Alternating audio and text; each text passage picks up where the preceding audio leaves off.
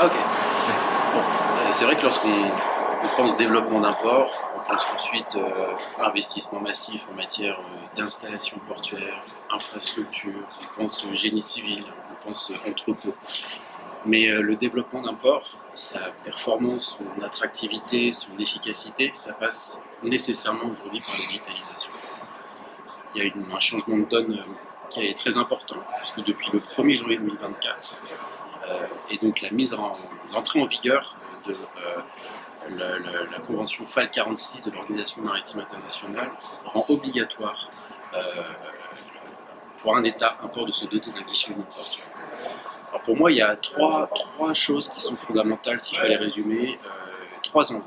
Le premier, bien sûr, ce sont des enjeux de performance, d'efficacité, comme je l'ai expliqué, avec des procédures simplifiées, facilitées.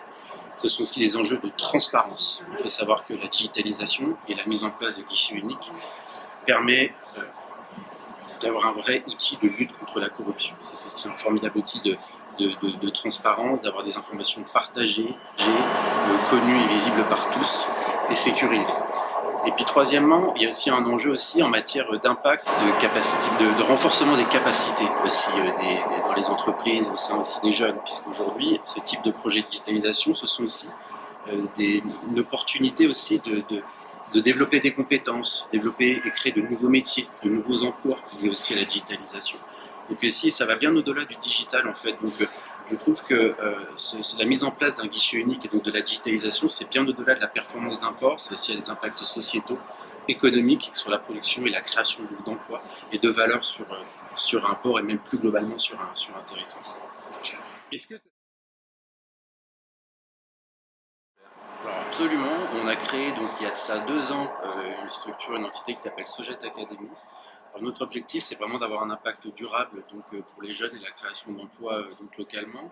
Donc en fait on essaie de créer des partenariats avec les entreprises bien sûr, mais aussi des écoles, des universités pour essayer de trouver des programmes, des convergences entre les besoins des métiers et nous, notre savoir-faire.